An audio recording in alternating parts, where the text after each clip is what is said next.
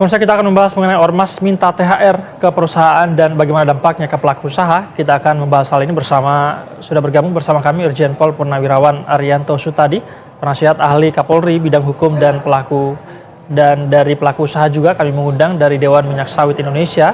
Bergabung bersama kami PLT Ketua Umum DMSI Pak Sahat Sinaga.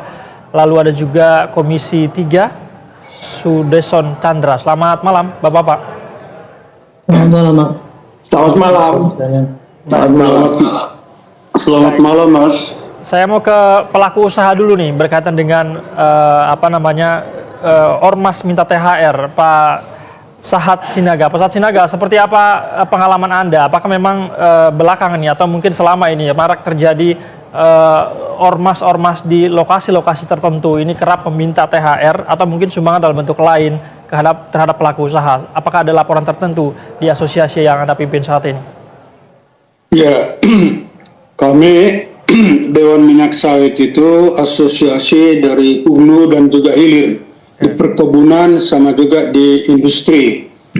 Jadi akhir-akhir ini memang semakin gencar tekanan-tekanan dari berbagai pihak, terutama dari oknum, terutama dari ormas. Tapi bukan hanya dari ormas saja, juga pemerintah lokal juga ikut, dan juga komunitas lokal dan beberapa geng kriminal. Dan ini saya kira kalau kami mengusulkan, dulu saya waktu kecil itu sangat takut memasuki pagar orang lain karena di situ selalu tertulis, apalagi di perusahaan, KUHP 331 trespassing property, ya. Nah ini sekarang itu udah nggak ada nggak ada lagi dipajang di tempat perusahaan, dan juga apakah masih berlaku atau tidak. Jadi saya kira properti daripada perusahaan itu tidak semudah itu untuk dimasuki, baik oleh aparat ataupun ormas atau siapapun, kecuali dapat izin. Jadi kalau perusahaan misalnya menolak, itu bisa diharapkan supaya bisa mendapatkan perlindungan hukum. Jadi kepada 43 perusahaan anggota kami di GIMNI, yaitu dari daerah Sumatera, Kalimantan, Jawa, dan Sulawesi, semua merasakan pengalaman sejenis. Jadi kami minta supaya mereka membuat catatan untuk bisa membuat laporan, sehingga resmi kita bisa membuat laporan, jadi tidak hanya duga-duga ataupun hoax gitu. Itu yang kita mintakan. Jadi seperti yang dialami di Bekasi tadi, memang akhir-akhir ini semakin gencar, terutama ormas-ormas untuk menekan perusahaan. Demikian, Pak. Baik, nampaknya sudah terjadi lama dan masif begitu ya Pak Sahat. Saya mau coba ke Pak Arianto Sutadi. Pak Arianto, dari perspektif penegakan hukum, seperti apa Anda melihat hal ini? Apakah memang ada hal tertentu yang membuat penegakan hukum untuk para ormas-ormas yang meminta sumbangan atau dalam bentuk apapun terhadap perusahaan di sebuah daerah? Bahkan tadi Pak Sahat mengatakan pemerintah lokal juga ternyata juga salah satu pelaku. Seperti apa Anda melihatnya dari sisi penegakan hukum? Apa memang ada sulit ditegakkan hal ini sehingga masih berlangsung atau seperti apa? Tidak sulit sih kalau serius ya. Itu ya, ormas minta memalak atau memeras atau minta sumbangan. Ini merupakan satu gejala ya, jenis kejahatan yang meresahkan masyarakat sebenarnya. Dan itu sifatnya laten, Pak. Asam surut kadang-kadang. Kalau dibiarkan pasti lama-lama jadi marah gitu. Tapi begitu digertak mau seperti sekarang ini diviralkan gitu, otomatis ya minta maaf, nggak jadi minta sekarang. Itu gejala daripada premanisme ataupun pemalakan oleh ormas-ormas ini. Ini terjadi sejak saya masih Barada dulu, Pak. 50 tahun yang lalu. Nah, kenapa kok gitu susah gitu? Nomor satu itu menjadi marah itu adalah karena pembiaran. Nomor satu yang harus bertanggung jawab itu adalah aparat keamanan setempat, terutama pemimpin aparat itu. Kalau itu lingkungan polsek ya itu kapolseknya. Kalau lingkungan Polres ya itu kapolresnya harus bertanggung jawab.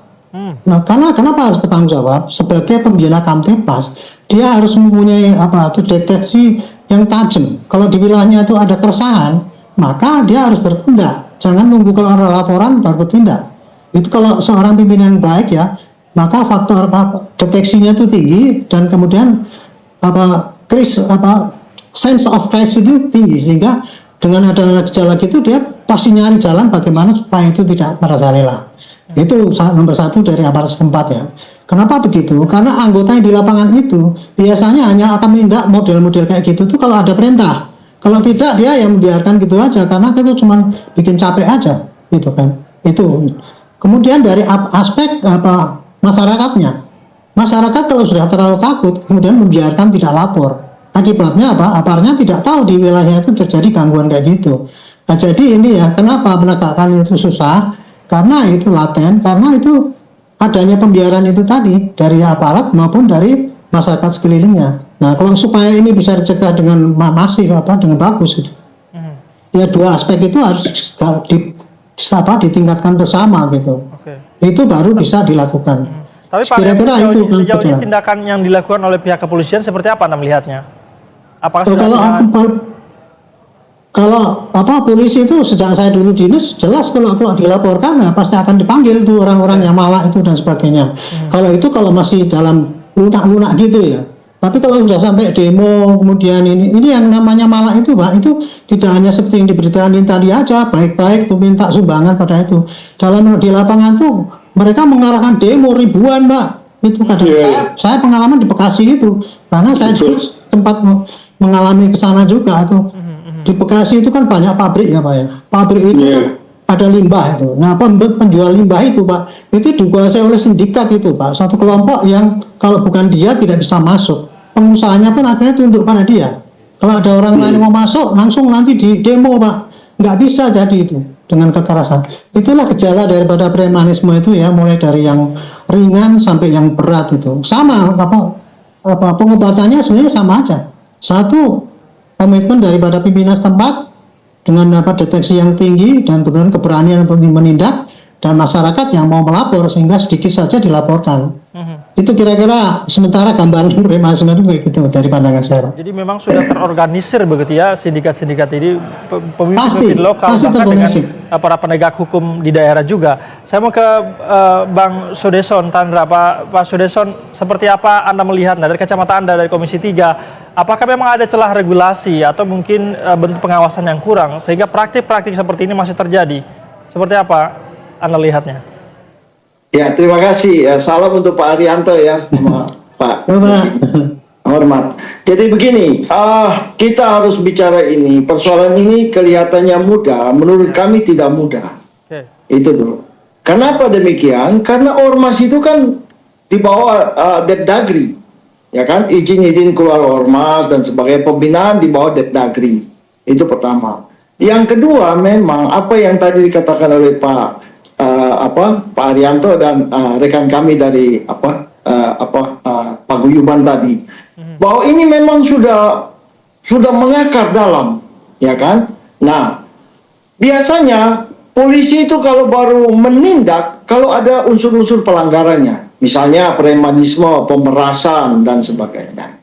Nah, praktek yang kita dapat di lapangan itu biasanya pengusaha ini nggak mau pusing gitu loh, ya kan? Daripada nanti saya di demo berulang-ulang gitu kan. Oleh karena itu memang kita minta keseriusan dari semua pihak gitu ya, teristimewa pemerintah daerah. Jadi pemerintah daerah ini kita juga minta agar mereka itu mendukung kebijakan dari pusat ya. Sekarang secara nasional ekonomi kita ini kan lagi lesu. Kita lagi mengejar pertumbuhan ekonomi yang tinggi, ya kan? Nah, tetapi kemudian mereka diricui, kan? Biasanya datang itu baik-baik, gitu ya. Datang minta izin, masukkan proposal, ya toh? Kalau masukkan proposal pertama nggak ditanggapin, kemudian proposal kedua mulai sedikit ancaman. Ketiga, nanti kemudian demo. Tapi demo itu bukan untuk meminta sumbangan, tapi nanti mencari-cari kesalahan. Ya kan? Oh inilah, itulah, dicari-cari kesalahan. Sehingga kadang-kadang demo aja itu truknya mengganggu keluar dari kampung itu. Ya pengusaha itu kalau truknya diminta, barangnya tuh ditutup, ya toh, nggak boleh jalan misalnya. 1 hari aja, berapa kerugiannya? Ya kan? Nah, oleh karena itu tentu kami, ya, Komisi 3 ini kan mitra kerja kami kan salah satu adalah kepolisian. Tentu kami meminta agar demo-demo seperti ini harus ditangani secara serius. Tetapi persoalan permintaan sumbangan ini dibutuhkan kerjasama semua pihak, ya, teristimewa pemerintah daerah yang wilayahnya ada di situ, ya kan, mulai dari camat, lurah itu harus proaktif. Mereka tidak boleh membuang salah itu atau mengatakan bahwa itu kewajiban dari pihak kepolisian, karena kepolisian itu baru bertindak kalau ada ancaman atau ada perbuatan melanggar hukum. Tapi sebelum itu kan keresahan, minta sumbangan. Begitu proposal itu masuk, pengusaha itu udah pening, ya kan? Dia belum mempersiapkan THR, dia mulai mempersiapkan kelesuhan ekonomi kita, dia segala macam dipersiapkan. Oleh karena itu, menurut saya ini yang paling serius itu adalah pemerintah daerah. Ya, mereka punya Satpol PP. Ya, kan ini peristiwa yang berulang-ulang berpuluh-puluh tahun. Ya, kalau menjelang hari raya ini, ya kalau bisa itu Satpol PP itu patroli kemana-mana. Ormas-ormas itu sudah dipanggil karena dalam binaan itu ada linmasnya, ada Satpol PP dipanggil. Ya, kami melihat itu misalnya dari pihak Polres, dari pihak yang lain. Saya percaya betul.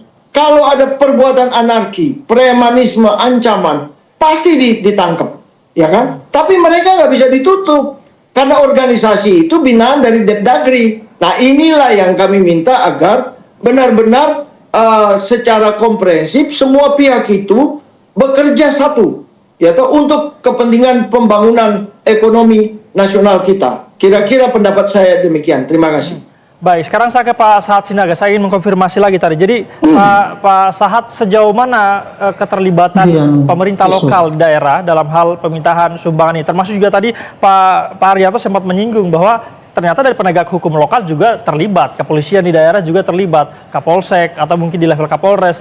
Sejauh mana pengalaman Anda pihak-pihak ini terlibat dalam permintaan sumbangan atau apapun namanya ini?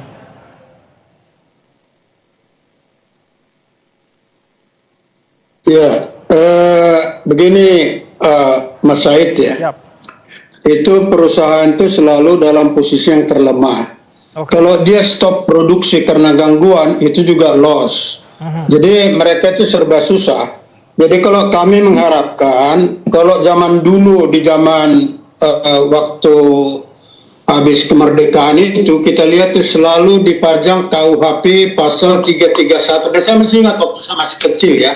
Nah itu sekarang nggak ada lagi. Kalau misalnya itu ditegakkan kembali, apakah juga itu bisa membantu untuk menghalangi orang masuk suka-suka ke dalam premises daripada perusahaan? Itu aja usul kami. Oke, jadi usulannya harus ada pembatasan area begitu ya, karena ancaman untuk masuk ke daerah itu selalu ada apabila itu belum ditegakkan. Saya mau langsung ke Bang Sodeson Tandra. Seperti apa Anda melihat usulan ini? Apakah ini masuk akal untuk ditindaklanjuti atau seperti apa Anda lihatnya, Mas Sodeson? Ya, terima kasih ya. Untuk salam juga untuk Pak Sinaga. Jadi begini, pasal itu kan sampai sekarang masih berlaku. Ya, di KUHP baru kita yang akan berlaku 3 Januari 2026 juga ada trespassing itu, ya kan, memasuki properti orang tanpa izin. Tapi mereka ini sudah lihai, sudah praktek berpuluh-puluh tahun, dan mereka tahu caranya bagaimana untuk mengakali hukum itu. Mereka datang memberikan sumbangan dengan cara baik-baik, ya kan, cara baik-baik dulu. Kemudian kalau tidak ditanggapi, minta lagi sumbangan surat yang kedua. Yang ketiga, mereka akan demo, tetapi isunya bukan karena sumbangan, tapi karena misalnya kontainernya tuh jalan membuat kebisingan kampung atau macam-macam alasannya, ya kan? Oleh karena itu kami tetap mengusulkan bahwa pemerintah daerah yang mempunyai wilayah itu dia harus memahami betul, ya, kondisi kerawanan daerah itu. Ya, kita juga tidak menutup mata misalnya ada Kapolseknya yang terlibat atau Kapolresnya, kita juga tidak menutup mata. Tetapi percayalah, kalau itu terjadi pasti akan ditindak, ya kan? Nah, kami juga dalam hal ini juga memohon juga kepada aparat kepolisian juga bahwa ini proaktif, karena ini sudah menimbulkan kerawanan begitu ya. Salah satu indikator kenapa kita ini tidak ramah investasi karena penegakan hukumnya yang tidak jelas. Benar. Ya kan? Oleh karena itu memang kami mendorong kepada pihak kepolisian untuk proaktif. Teristimewa polsek-polsek itu karena wilayah mereka itu ujung tombaknya. Ya toh? Tetapi juga kami harus menyampaikan bahwa kepolisian itu baru bertindak manakala ada pelanggaran hukumnya. Ya kan? Kalau orang mau demo misalnya, mereka demo itu bukan untuk ini, mereka demo bakar-bakar ban dan sebagainya. Sekarang ini timbul permasalahan yang baru kan. Mereka tuh tahu, tujuannya tahu bagaimana menghambat perusahaan-perusahaan yang tidak mau memberi sumbangan. Tetapi pintar mereka ini, sudah sangat pintar. Jadi mereka bakar-bakar ban dengan isu yang lain. Misalnya membuat kotor lingkungan, ya toh membuat ini, membuat itu. Sehingga mereka tutup jalan. Ya, tadi Pak Sinaga bilang kan, 1 hari aja itu tidak produksi, 1 hari tidak kirim barang.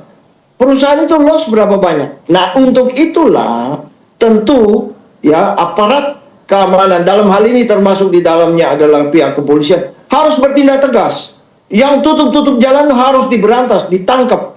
Ya kami juga minta, ya pokoknya kalau sudah begini ndak usah ada pemaafnya. Minta-minta maaf itu ditindak aja. Kalau ada mulai kita tegakkan hukum dengan benar-benar, maka yang lain itu nggak akan mencoba-coba. Kan begitu. Ini bukan masalah kecil ya, saya ulangi ini bukan masalah kecil. Masalah yang sangat besar. Ya kan? Di mana perusahaan-perusahaan yang besar itu THR-nya saja bisa ratusan miliar satu kali keluar, kan begitu. Belum lagi diganggu dan ini, dan bukan satu ormas, bisa puluhan ormas, ratusan ormas yang datang. Ya, ada ormas per kampung datang, RT bahkan datang, ya kan? Nah, ini persoalan-persoalan ini yang terus terang kami menghimbau, khususnya kepada pemerintah daerah yang wilayahnya itu ada di situ untuk proaktif, ya toh, memberikan penyuluhan kepada warga masyarakat, memanggil ormas-ormas itu agar tidak lagi melakukan ini, ya didampingi juga oleh Kapolseknya, Kapolresnya, ya harus proaktif ini. Kami mendorong ini, Kapolres yang punya wilayah untuk proaktif. Kalau enggak ini setengah mati ya. Salah satu indikator, itu saya ulangi ya, indikator kenapa investasi kita kalah dari negara tetangga misalnya Vietnam, dan karena unsur penegakan hukumnya itu yang menjadi masalah, selalu begitu. Ya saya rasa demikian. Baik, penegakan hukum dan memang harus proaktif para petugas keamanan ini ya. Saya ingin langsung meminta respons dari Pak Arianto Sutadi selaku penasihat ahli Kapolri. Menurut Anda di institusi kepolisian atau mungkin Kapolri, apakah menaruh perhatian khusus juga berkaitan dengan hal ini, Pak? Kita tahu tadi. Sangat Pak Kapolri kemarin kan baru mengatakan itu, dalam saya lihat di televisi, bahwa kami akan tindak dengan tegas premanisme itu. Statement itu kayak gitu tuh setiap Kapolri menyatakan begitu Pak, kalau pas preman lagi rame itu Pak. Nah ya, pelaksanaan di lapangan itu tidak sama Pak, karena tergantung daripada aktivitas pejabat yang di lapangan itu tadi. Saya tadi sengaja tidak menyalahkan Pemda Pak, mohon maaf Pak Sudirman. Karena saya polisi, yang saya bisa salahkan adalah polisi sendiri lah, supaya jangan sampai saya membela diri. Tapi memang itu ya, jadi polisi itu Pak, itu akan aktif apabila ada laporan memang gitu. Tapi secara teoritis, seorang pimpinan wilayah itu Pak, itu mempunyai fungsi pembina Kamtipmas, di mana dia diberi kewenangan, kemampuan deteksi, mendeteksi wilayahnya itu, apakah rawan kejahatan apa itu, dan sense of crisis. Artinya itu apa kira-kira yang bisa menimbulkan krisis yang fatal di wilayahnya itu. Dia harus ambil langkah-langkah itu. Kalau misalkan gejalanya preman ini bukannya sekali 2 kali, kan sering itu. Harusnya dia mengambil tindakan yang proaktif itu. Bagaimana cara meniadakan itu gitu. Jadi tadi yang saya katakan pembiaran itu tadi, pembiaran itu bisa karena 1 memang tidak tahu di lapangan itu terjadi, 2 atau memang dia enggan ya. Atau 3 karena takut risikonya, kan situ ada itu pemimpin yang takut menindak preman karena takut di demo itu, banyak yang seperti itu. Nah jadi itu tadi ya. Tapi intinya ya Pak, pembiaran itu bisa dikurangi apabila stressing dari pimpinan itu kuat, dan kemudian pelaporan dari bawah itu begitu intensif gitu. Yang paling bagus adalah apabila di daerah yang seperti itu, seperti Bekasi misalnya itu, dia bikin posko pengaduan khusus premanisme yang memeras itu. Saya kira zaman metode sekarang ini itu praktis ya, mudah dijangkau. Seperti tadi kan Pak Kapolres ngomong, kalau ada apa laporan saja kepada saya. Susah Pak, orang kalau suruh laporan nggak berani. Tapi kalau Bapak itu buka posko pengaduan khusus premanisme untuk Bekasi, nomor segini, pasti langsung ditindak. Pasti itu berbondong-bondong orang langsung laporan. Ini saran saya pada polisi itu ya. Dan saran saya juga pada pimpinan Polri itu, kayak gini ini bisa digalakkan Pak pimpinan di wilayah itu, kalau keberhasilan mengatasi preman di wilayah itu menjadi salah satu tolok ukur keberhasilan pimpinan di wilayah. Jadi intinya apabila orang pimpinan di wilayah itu bisa dinilai baik apabila dia bisa mengendalikan situasinya di wilayah. Tapi kalau di wilayah itu sering kayak gitu kejadian, ya jangan dinilai baik dia. Cari aja ganti orang pemimpin yang berani bertindak tegas, yang bisa mengamankan wilayahnya itu. Jadi itu cara-cara untuk mencegah itu kayak gitu Pak, kalau dalam pemikiran saya sebagai saran untuk supaya ini masalah ini kejadian tidak hanya dianalisis kenapa sebabnya apa, tapi bagaimana solusinya, kira-kira salah satunya itulah. Banyak sekali cara lain yang bisa dilakukan.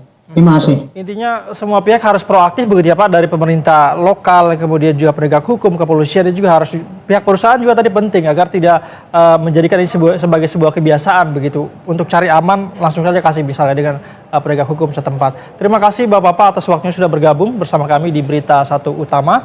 Salam sehat, selamat malam Bapak-Bapak. Selamat malam Pak Jirsan. Selamat malam Pak Arianto, Pak Sinaga, selamat malam. Pak Sudarson, Pak Arianto. Ya. Selamat malam.